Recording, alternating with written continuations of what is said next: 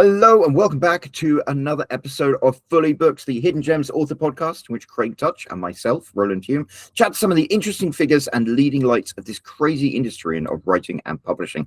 And today we are absolutely delighted to have a very special guest calling in from Sarasota, Florida, but she used to be an inhabitant of my stomping ground in Long Island. It is Grace Sammon, who is an entrepreneur, speaker, radio host, educator, and author. That is a lot of titles. Grace, we're delighted to have you. How are you doing today? I am wonderful, and I'm delighted to be here. The two of you do such great work, so it's really a pleasure. I look forward to our conversation. Oh, well, thank you so much for joining us. And of course, we wouldn't be here without the man himself, Craig Touch, the owner and founder of Hidden Gems and an author himself. How are you doing today, Craig? Doing great. Thanks, Roland, and thanks for joining us, Grace. Listen, you have, as Roland went through, you have quite the resume, and you have a new book, The Reliable Narrator. So why don't you tell us a bit about that and tell us a bit about sort of your background leading up to all this, and then we'll talk a bit about, all things that, I think, one of the things we want to talk about today was sort of the emotional responsibility of authorship, right? And we'll get to that, right? But, I want to hear about your book and sort of where your journey has led you, and then we'll go from there. Well, thank you. This is book 8. And I started out actually as an educator. So I spent, I think, 29 years working in American high schools across the country in Native American lands and some of the most challenged school systems in the country, particularly the area of high schools. I was traveling 200 days a year. I got to see 32 states, I think, in that time. And at some point, 200 days a year is just too much to travel. So I decided that I was done that aspect of my life. And when I realized that I was winding up my educational consulting business, I also realized I was winding up my role as a daughter. My mom had just died. My dad was elderly. I was winding up my role as a mom. My kids were adults. And I thought, what does it mean when you're done? I'd lived all of these perfect little lives.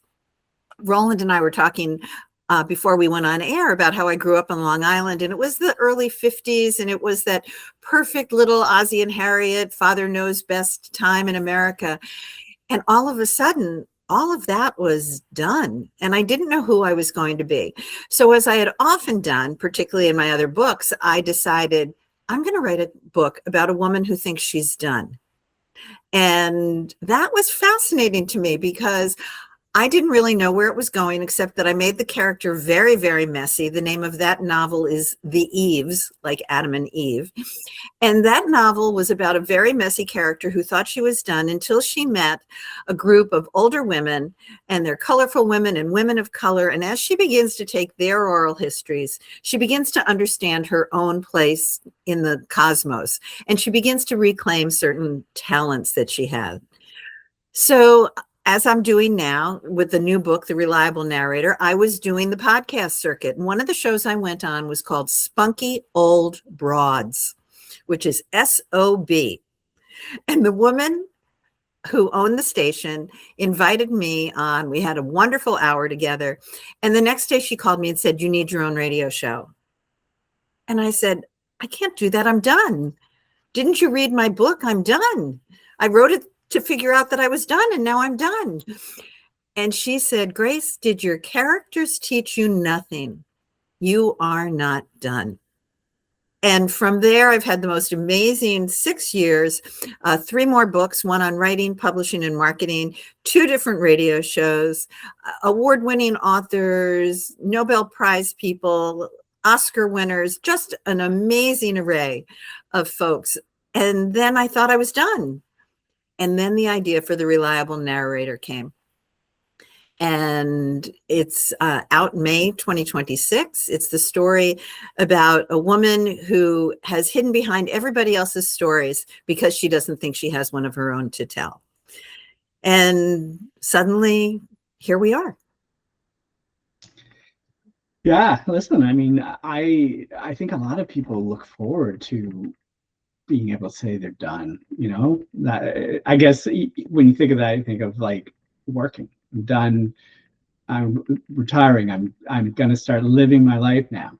But I think a lot of people also, when they get to that, it's like, now what am I going to do with all this time?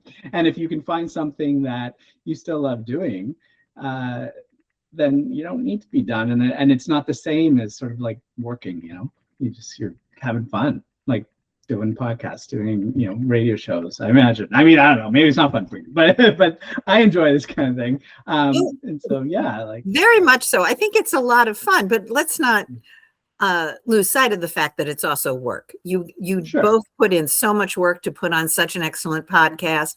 It's work to put your butt in a chair, as you both know, to get out of work, to edit, to market it, to do all of those things.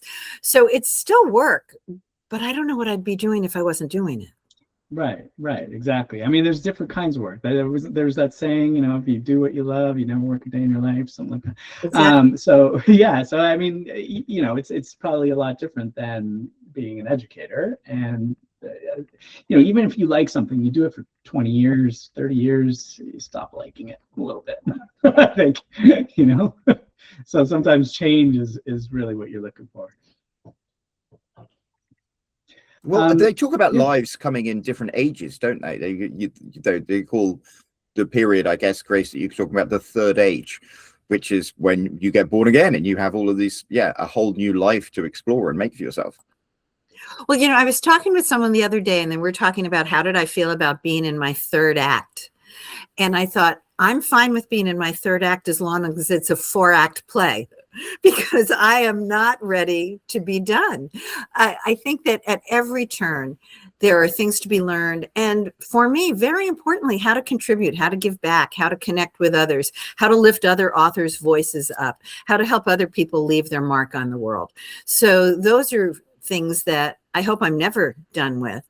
And I'm just so lucky to be able to have this voice now, to be able to put the spin on it of everybody inventing themselves and reinventing themselves. I was just reading a section of my own book in The Reliable Narrator. It's something I do with my work many months, as authors will know. I finished The Reliable Narrator back in August. There were edits that finished up in October. I haven't looked at it since. I would have thought that I remembered a lot of it, but I've decided to reread it. And it's such a joy to reread the sections that I think went really well. And then there's that little nudge where I said, why didn't I put a comma there? Or I could have said that differently. But I wrote a section that talked about the first time we do it very cautiously. We invent ourselves very cautiously. And then the second time it might be very messy. And the third time, I hope it's with wild abandon. And that's what I'm searching for now, is wild abandon. Yeah, no, I like that. Like that. Yeah, one of the things someone kept telling me in advice is, as you get older, you care less about what other people think, and that's very liberating. It is. I still care. Sometimes I wish I cared less, but I think that I also make much better choices. I surround myself with people who bring me joy. I surround myself with people who are creative. I surround myself with not just like-minded people, because I don't want just like-minded people around me, but I think that there's a comfort level in the life I've created and the people who've been generous enough to invite me into theirs. Yeah.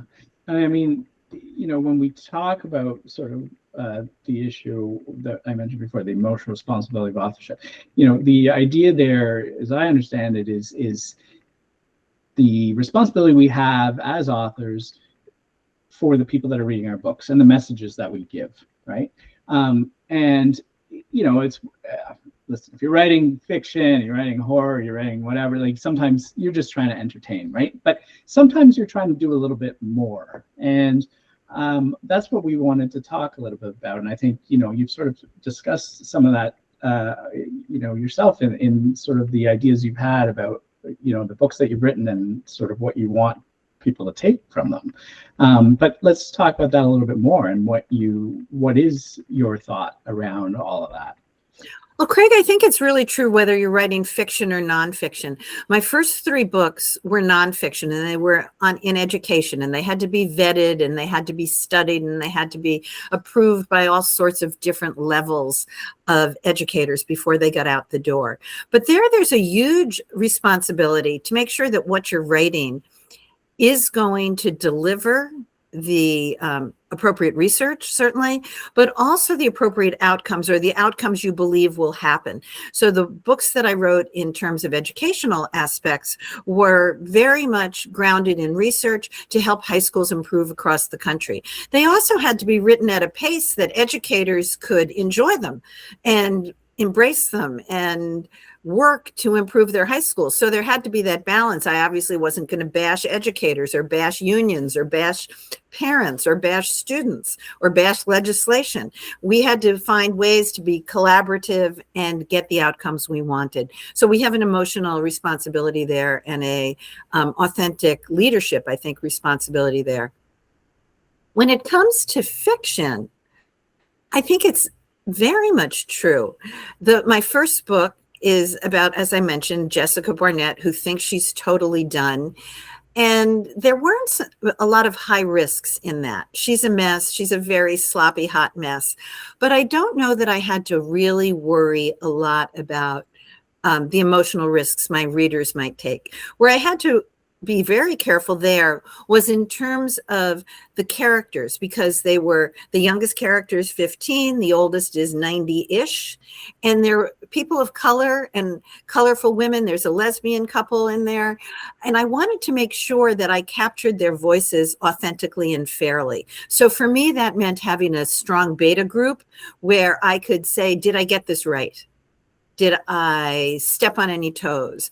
And stepping on toes is okay. Being offensive is not. So there was that piece of respecting the reader and the voice of the book. This book, I challenged, well, then there were 3 nonfictions, the writing, publishing, and marketing book, and that's a collaboration with 40 authors. And that was just astonishing, getting 40 authors in a similar voice, in a way that readers could listen. So that was a little safer, but still had some parameters. This book actually needed a trigger warning. And that was something that surprised me, because when you're in the writing of it, I didn't see the potential landmines. So we cover sexual abuse. We cover domestic abuse. There's decisions about dying. There's rights to die issues.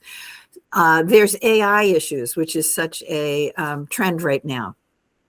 So this book had to have a lot of trigger warnings, which meant that my readers needed to know that what we were going to be talking about was perhaps uncomfortable, but then it also gave me a responsibility to make sure my reader was safe. And that voice was very interesting for me to try to make sure that I got the messages across without, and this is partially my style, without throwing it in the reader's face. You know, Darby is sexually abused at the age, starting at the age of 6. There are other domestic violence issues in there. I wanted to make sure I was authentic, but also really careful with my readers, leading them to a point where they could understand, have empathy for all of the characters in the book. Make sense? Yeah, like I'm thinking, yeah, no, I was just thinking about the idea of sort of, I guess, yeah, leading people on that journey at the right pace so as to, I guess, not shock them, not overwhelm them, but you still want to take them on that journey and not just say, oh, well, this is going to be too much for people, so I won't talk about it, or I'll sort of gloss over it. I think it's more important, obviously, depending on the subject matter in the book, but it's more important to expose people to that. And, I guess the only danger, that I see is when authors have more of an agenda and they're trying to manipulate. And because authors have that power, right? A lot of people read books and think of them as, regardless of what they are, think of them as, well, this is published. It must be fact-checked. It must be true. It must be, unequivocally right. And when an author writes something controversial or writes something they know isn't true, we see this a lot these days, right? in the media, truth is almost being battered in the US.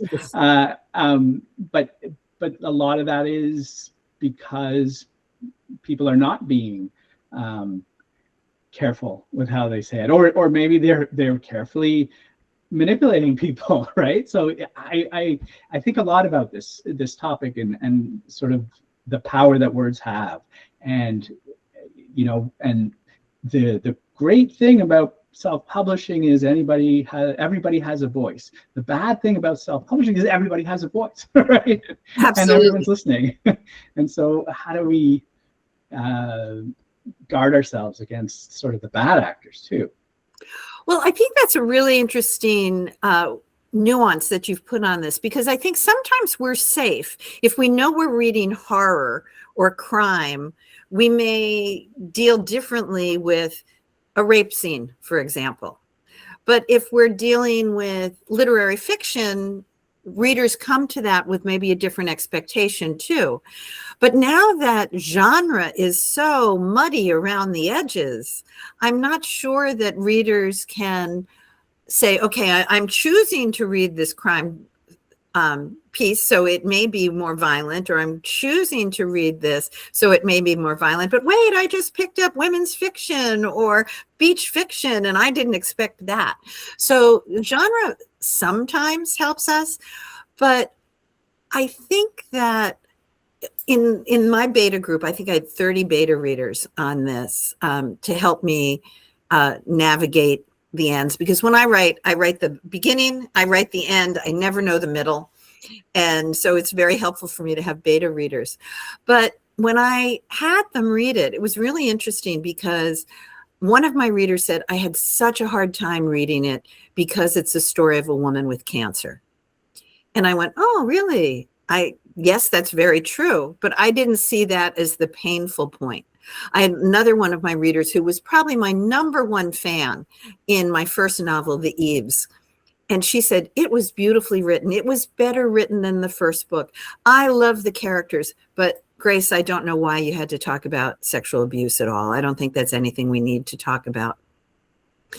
So I really value that kind of feedback. The book just won an award for the category Best Friendship Fiction.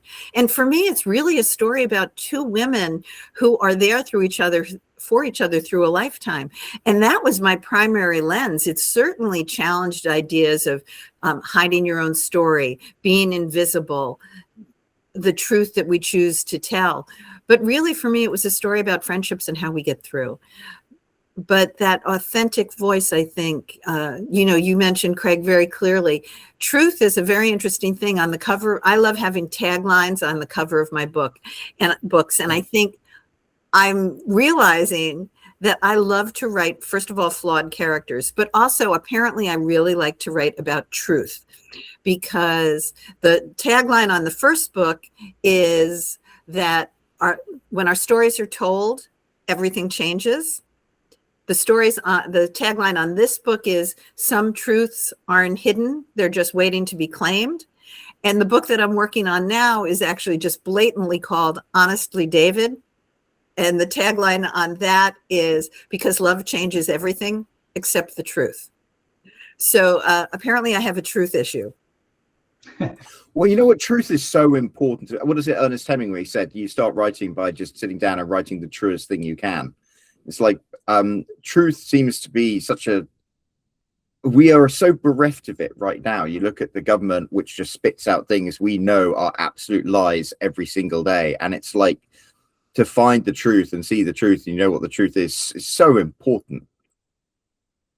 It is, and that's why I'm playing with it a little bit further in the next book, Honestly, David, which I'm hoping will be out in early 2027 if I finish. But the title, Honestly, David, is the wife is in love with a pathological liar.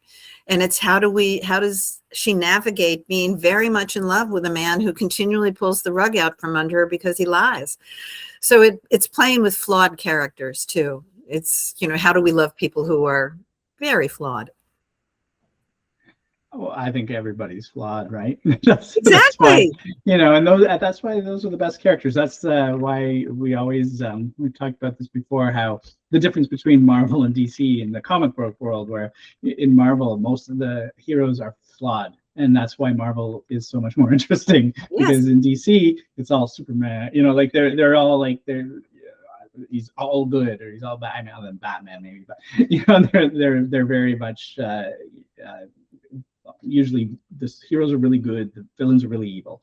But in Marvel they have sort of that gray area, and the gray is a much more interesting character because everybody is a little gray, on the decisions we make.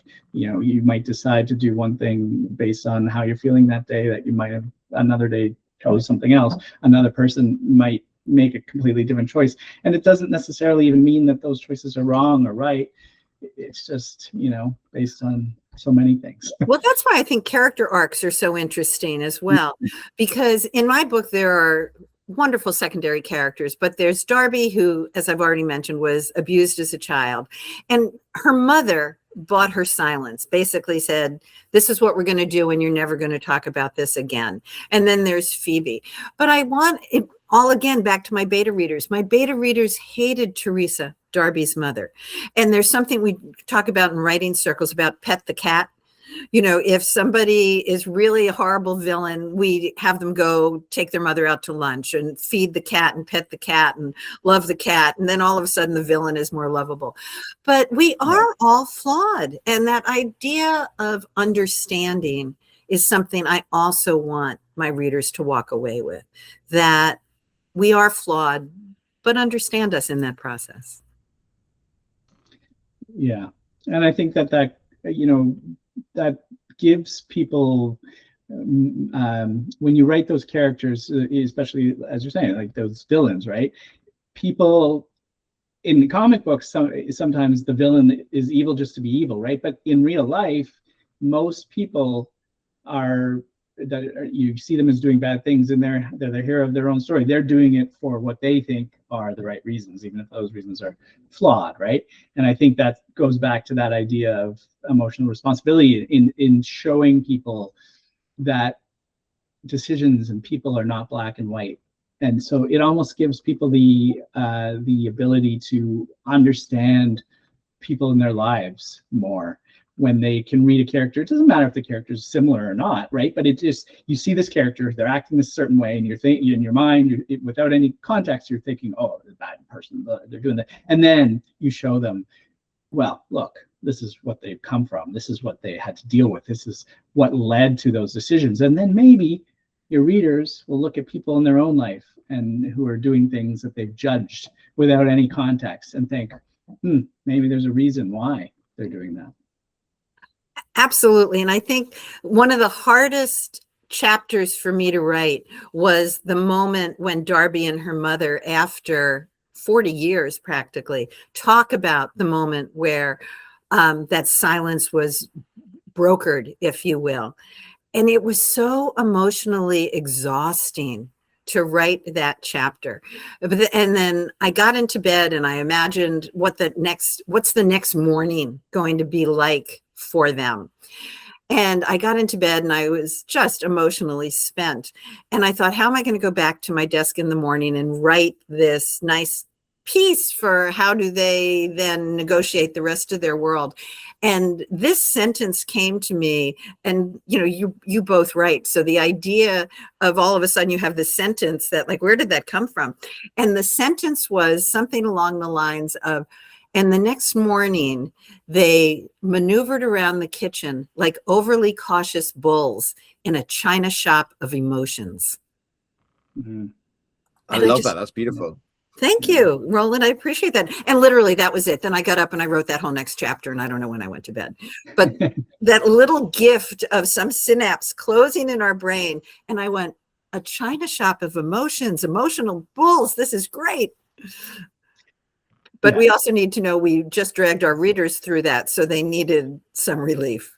Right, exactly. And I think that's a lot of times what authors do is when they have like this massive emotional scene or whatever, they sort of switch over to something else almost to break it up and give readers a break from a break from their feelings. Not everyone wants to have all those feelings all the time, right? Feelings. Let's not have. Yeah, Well, absolutely. the other thing I do in the book is going back to Roland's old stopping grounds. I use Virginia and Leonard Woolf as real muses for Darby. She has a first edition book of A Room of Her Own by Virginia Woolf on her desk. She's got a picture of Leonard, her husband, and Virginia in their Sussex home. And I wanted it there because I wanted Darby to have a room of her own and a sense of her own. And I think Virginia Woolf is such a powerhouse in stating this for women authors, particularly. What I didn't know is all of a sudden they were going to start talking in my head. And they are wonderful muses. And as we do as writers, we go down lots of rabbit holes of research, and I found out more about Virginia and Leonard. And at one point, they actually pop right out of the screen, and they're sitting next to the picture on her desk, and they're sitting in Darby's kitchen with her having a chat, and they are hysterical.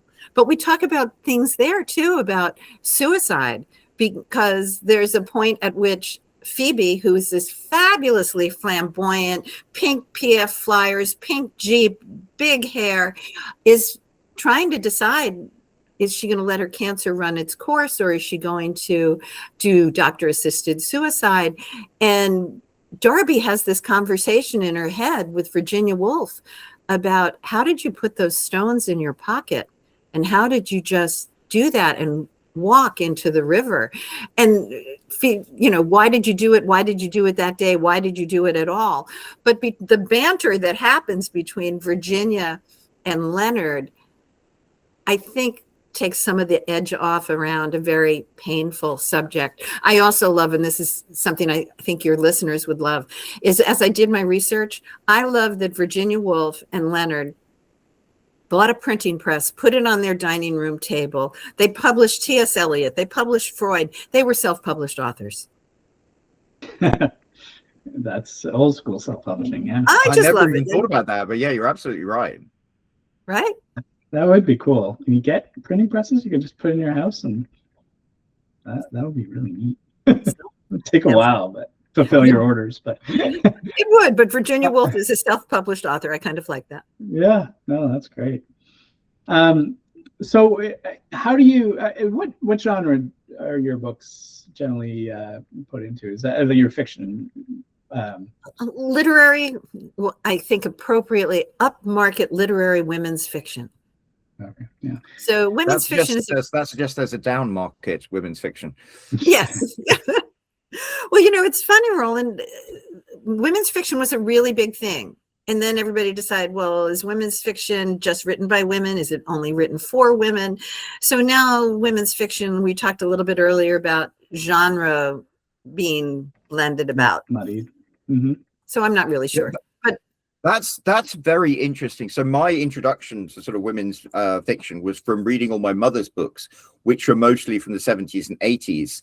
And those did seem to be women's fiction. They had all sorts of elements to them, like infidelity and things like that. So when I started writing books targeted towards women, I would take a lot of inspiration. Well, books targeted towards anybody, I would take inspiration from those books.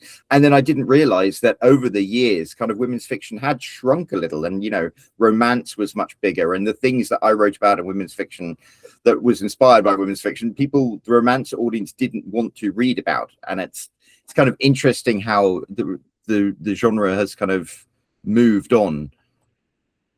Well, romance is the #1 genre bestseller, right?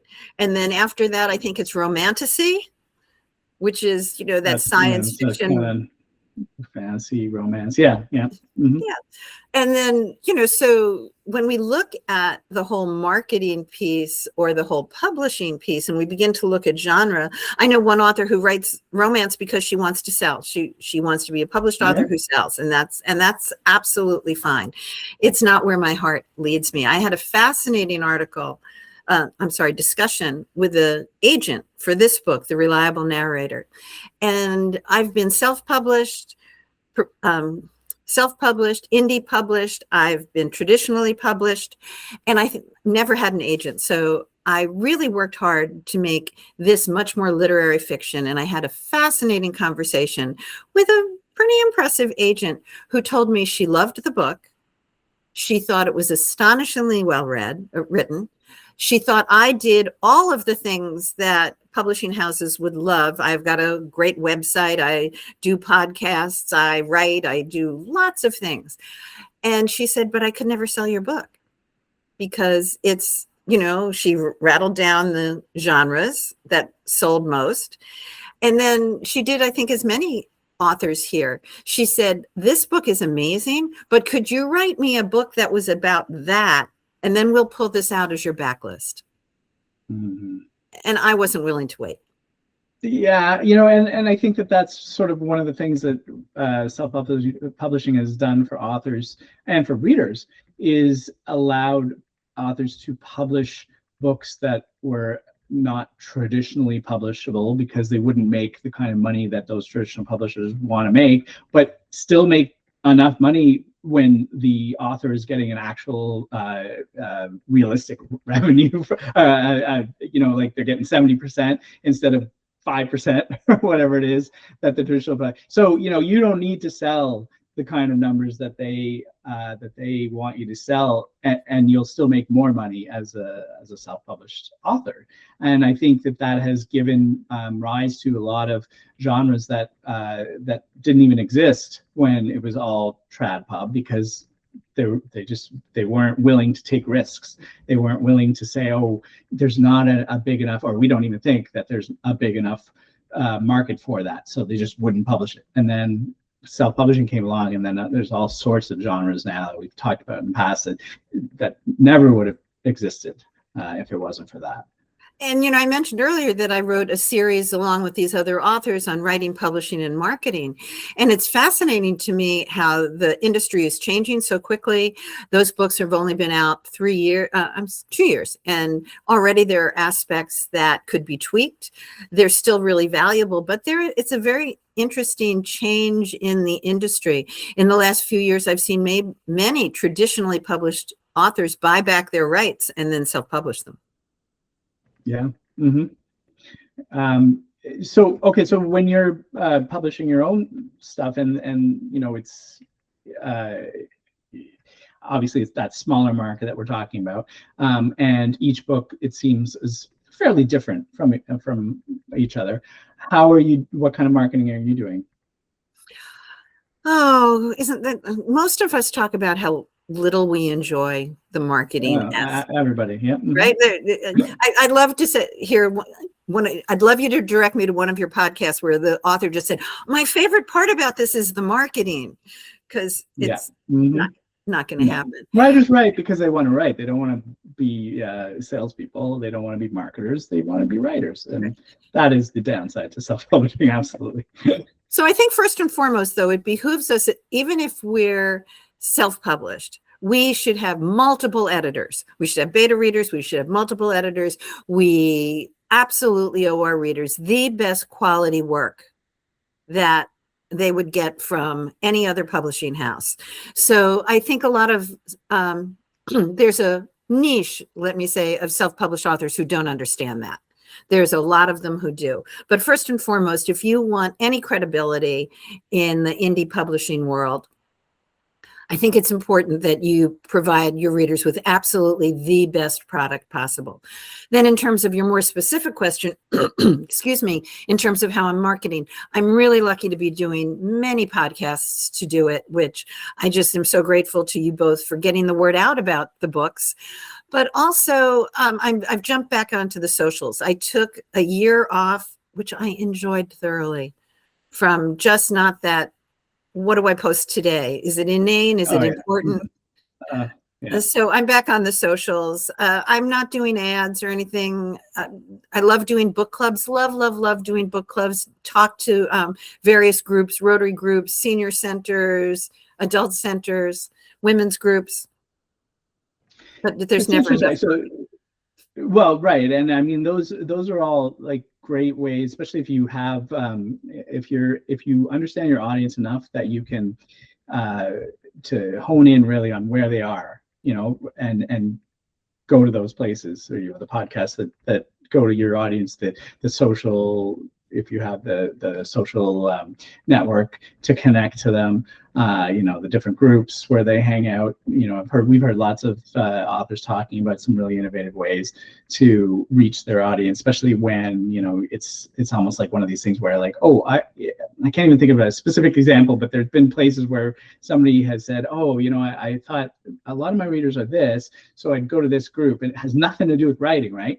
But it's like, yeah, but that's the great thing, because now you're not competing against a whole bunch of other books. Like, you're the only book sort of being, so that makes a lot of sense. But it's interesting that you're not doing any kind of advertising, because a lot of times, the Facebook ads, the Amazon ads are what really drive sort of more volume of people, and can get people talking about the book more. But there's a cost involved, and so if you're not running them profitably, then you're just sinking your money, whereas most of those other things are free. Have you ever done any advertising and just decided? We did a little bit of Facebook advertising and Amazon advertising with the last book, and marginal return. We talk a lot about ROI, return on investment, in this work. I did not see a big enough bump. Things like Goodreads giveaways, those types of things. I think I'll probably do a Goodreads giveaway at some point. That'll be good. We play with the algorithms. For launch day, we have a special sale on the book that we're hoping will boost the other algorithm, so we get that little bestseller Amazon piece for a little bit. And so much of it is that learning curve. The last time I did Amazon advertising was 5 years ago, and I just haven't had a chance to get back and learn it again. Yeah, and they're always tweaking their algorithms. And like the latest thing, I was just writing about this last week or the week before in my author newsletters. One of the big changes to the Amazon's A10 algorithm or whatever is they actually because their focus is on driving external traffic, they actually give more weight to Facebook advertising than to their own Amazon advertising in terms of your book's visibility, because the Amazon ads are targeting people that are already on Amazon, but they want people that aren't and that are going to come over. So the Facebook ads are bringing new people over, and so they actually give those sort of more visibility weight. But same with the socials or all the other things that you're doing to drive people in, those will give you more visibility in terms of your rank than Amazon ads. And it's interesting to me. They're almost sort of like shooting their own. It's bonkers to me that they have their own advertising platform, and they're like, well, yeah. But I think what they've realized is like, that can drive a certain amount of revenue, but pulling in more customers is worth even more to them. And well, that's a great tip, Craig. I'm going to now look more at my Facebook advertisements, and people should subscribe to your newsletter to get more tips like that. Yeah. Well, I mean, listen, this isn't. I didn't discover it or anything, but no, it's one of those things that a lot of people have been sort of talking about lately. And like I said, it's not just the Facebook advertising. Anything that you're doing that's pulling in people is going to help your book rank higher. So I know back in the day when Roland and I started writing in, I don't know what it was, 2010, 2013, I don't know. A long time ago. Many years ago, when self-publishing was pretty new, Facebook advertising was so much easier. Right now, I could put in $50 and make $10,000. There wasn't as many people A, publishing, and B, advertising, right? But eventually that sort of became a mess, and now it's hard to sort of get the return for, unless you're a really popular author, or unless you're really good at writing your ads. It is much harder these days to turn a profit on simple advertising. So yeah, absolutely, all those other things are better. So what about your own sort of mailing list? Like, are you building up a group of loyal readers that are following you through all the different kind of books that you write, or are your books so disparate that you're finding you almost need to start again every time? Oh, that's a great question, one I'm always really ashamed of, because they always say one of the first things you should do after you have a fabulous website, and I do love my website. It's got downloads for book clubs, and it's got playlists, and it's got all the interviews I've ever done. But it says right after you do that, you should have a great newsletter.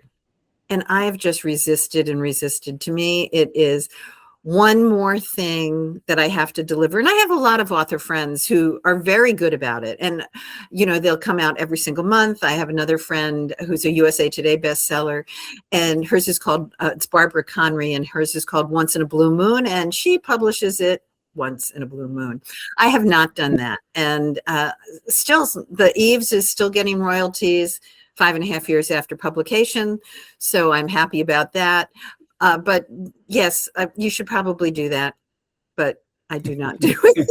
Well, yeah, absolutely. I mean, what it does is it's not necessarily to help you with your old books, it's to help you with your next one, right? Because if you've been building a list the whole time and you have a new release, you send it out, and all of a sudden you have, 10,000 people who follow you all of a sudden want to buy your book. I mean, they might be following you anyways through Amazon, right? You can hit follow. Yeah, and the socials. But people don't understand, I think readers don't always understand the importance of writing a review, following. Yep.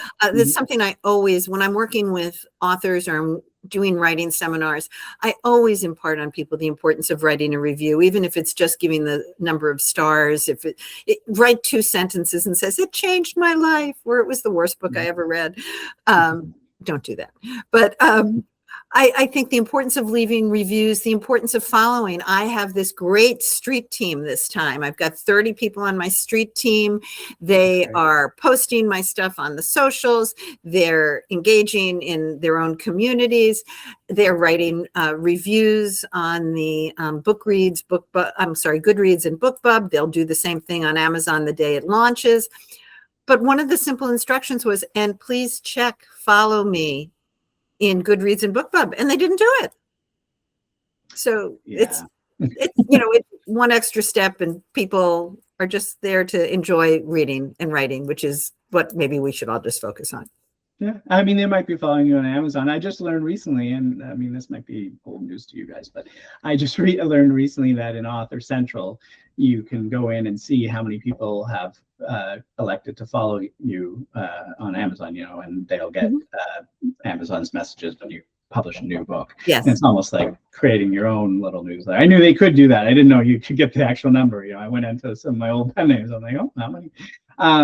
But yeah, it's almost like, for people that don't want to create their own newsletter, because yes, you do have to send messages to it once in a while. And same with social, right? That's one of the problems with social is one of the things that authors do wrong with social is that they only post something when they have something to sell, right? And then the readers are just like, I'm not, just your customer. I want to feel like I'm, connected to you in some way. So the authors that do well tend to, post more often to social. And but like you said, and I feel the exact same way, I can't do that. I'm not a social media person. I can't make posts all the time. Like, it's just not something that's in my nature.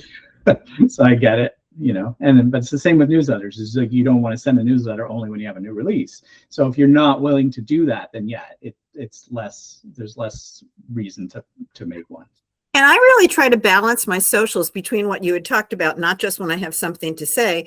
On Fridays, I always highlight another author. So it's my Friday highlight. I always do that. Monday, I tend to do Monday media. If I've been in the media at all, I'll talk about that. I do some nature things. I do a fun word in the middle of the week. I do a charcuterie board almost every Friday evening. But it is remarkable to me. I just did I wrote a lovely article for Barbara Boss, Women Writers, Women Books. It's an international magazine.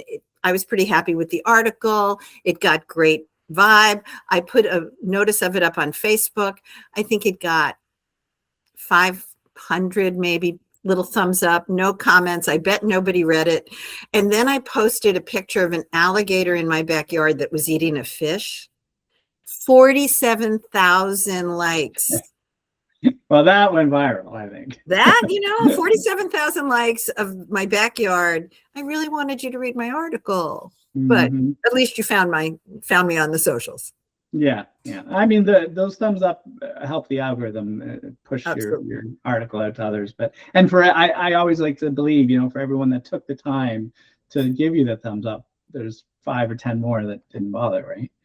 Well, and you can see that's something I just learned. I knew I could see the insights on how many people had interacted with my posts on Facebook. What I didn't know is that I could see how many seconds they had spent on my posts. Oh, okay. Yeah. And yeah, so you can tell by that if they're reading it or they're, just sort of clicking through. Yeah.